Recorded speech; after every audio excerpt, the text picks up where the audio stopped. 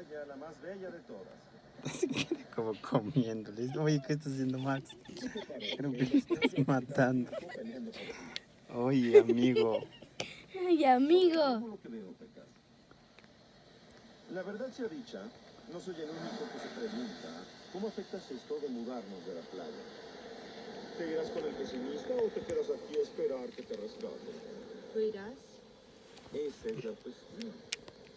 Todos empacamos y nos vamos a las cuevas y un día después pasa un avión, continuará su viaje y ni nos verá. Y si nos quedamos aquí, nos comen los jabalíes o después nos caemos de una roca. Y no habrá nadie para responder la llamada. Todavía no me contestas. Tú tampoco a mí. Y yo pregunté antes.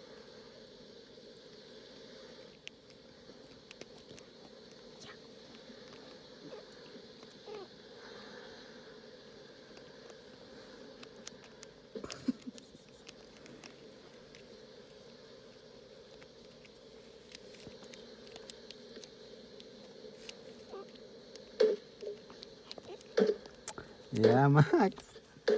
Max.